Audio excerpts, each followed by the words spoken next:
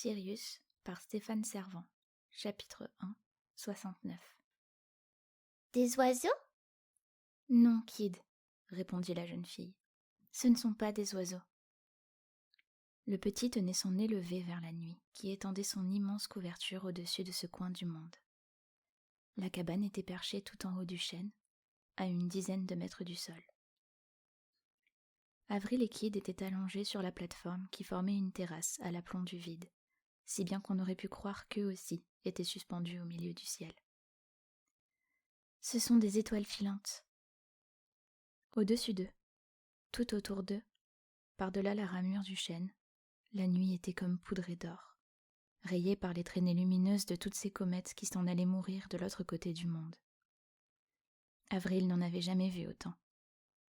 Depuis quelque temps, les nuits étaient presque plus lumineuses que les jours, comme si un animal énorme lacérait le ciel à grands coups de griffes. T'es sûr ? C'est pas des oiseaux ? Non, je te l'ai déjà dit, répondit patiemment Avril. Les oiseaux, ça avait des ailes, c'était vivant. Là, ce sont des étoiles, des bouts d'étoiles, des gros cailloux qui tombent. Ce que tu vois, ce sont les derniers moments de ces étoiles. Avril était fatiguée. Aussi, elle n'eut pas le courage d'expliquer à Kid comment les débris de roches s'enflammaient en rentrant dans l'atmosphère, comment ils se désintégraient et se transformaient en poussière, et comment cette poussière retombait ensuite sur notre monde. Cette même poussière dans laquelle leurs pas laissaient des traces nettes. Cette même poussière qui poudrait leurs cheveux, sans doute en ce moment même, sans qu'ils n'en sachent rien. « C'est des étoiles filantes !» répéta Kid en hochant la tête. « Des étoiles filantes ! C'est beau, hein ?» Oui, Kid, c'est beau, approuva Avril. Kid ne dit rien pendant un moment. Le chêne, gigantesque, tanguait mollement. Au-dessus, il y avait tant de rayures mordorées que la nuit ressemblait à une broderie orientale ou à une toile de ce peintre à l'oreille coupée dont Avril avait oublié le nom. Les étoiles semblaient toutes filer vers l'est. Et, curieusement, le ciel dans cette direction était beaucoup plus sombre. C'était magnifique. Vraiment magnifique. Et tout aussi terrifiant. « Dis, Avril, pourquoi elles filent, les étoiles ?» demanda Kid en tournant son regard vers la jeune fille. « Elles jouent à casse-casse ?»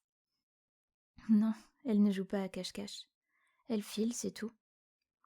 Kid se gratta le bout du nez. « Elles ont peur alors ?» Avril caressa la joue sale de l'enfant. « Ne t'en fais pas, Kid.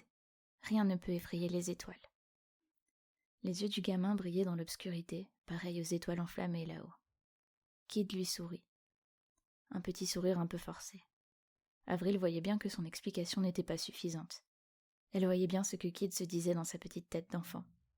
À quoi bon filer quand rien ne nous menace ? Si on se trouve bien quelque part, pourquoi ne pas y rester ? Kid en était persuadé. Si les étoiles se ruaient à l'autre bout du ciel, c'est qu'elles étaient en danger, sans doute poursuivies par quelqu'un ou quelque chose. Avril essaya d'imaginer à quoi pourrait ressembler une telle créature. Est-ce qu'il y avait là-haut un dieu si furieux qu'il faisait fuir jusqu'aux étoiles ? Est-ce qu'il y avait autre chose dans le ciel que l'ombre portée de l'homme ? La faim d'un ogre jamais rassasié ? Avril caressa une nouvelle fois la joue du gamin. « Ne t'en fais pas, frérot. On regardera demain dans le livre de Madame Mo. Tu veux ?» Kid hocha la tête lentement. « D'accord, Avril. » Et il vint se blottir contre la jeune fille. Ils restèrent ainsi, pendant un long moment, allongés sur les lames de bois de la terrasse, suspendus à une hauteur vertigineuse, à regarder les étoiles mortes embraser le ciel.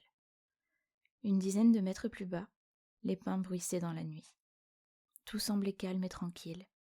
« Tu sais, » murmura Avril, « avant, on disait qu'il fallait faire un vœu quand on voyait une étoile filante. » « C'est quoi un vœu ? » « C'est quelque chose que tu souhaites très fort, dans ton cœur. » Kid leva les yeux vers Avril. Les contours de son visage anguleux étaient éclairés par les zébrures du ciel. Il semblait poudré d'or lui aussi. « Alors j'ai plein de vœux dans le cœur, » dit Kid.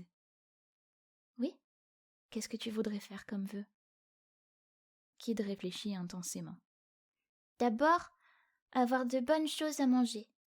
De très bonnes choses. Des beignets de pois chiches, des tas, et puis voir un oiseau, en vrai. » Le gamin essayait de compter sur ses doigts, comme Avril le lui avait montré, mais il s'embrouillait. Finalement, il abandonna et battit des mains. Et puis que Sirius il arrive très vite. Comme ça on ira à la montagne, et on retrouvera pas Emma. Avril lui ébouriffa les cheveux sans rien dire. Mais tu sais le vœu le plus important de tous ? Ajouta le gamin. Avril lui sourit. Non, dis-moi. C'est qu'on reste toujours ensemble, sœurette. Elle le prit dans ses bras. Ils levèrent ensemble leurs regards vers la broderie effilochée du ciel et prononcèrent leurs vœux en même temps. C'est d'accord, Kid. Tu crois qu'elles ont entendu les étoiles ? Oui, les étoiles entendent tout. Le gamin s'endormit peu après, et Avril le transporta à l'intérieur, jusqu'à sa paillasse de fougères sèches. Il était si léger, ce petit corps entre ses bras. Elle écouta sa respiration paisible et espéra qu'il n'aurait jamais à quitter cet endroit. Kid n'en savait rien, mais le monde au-delà de la forêt n'avait plus rien à voir avec les jolies photographies en couleur du livre de Madame Mo. C'était un endroit désolé, où ne brillaient que des étoiles noires.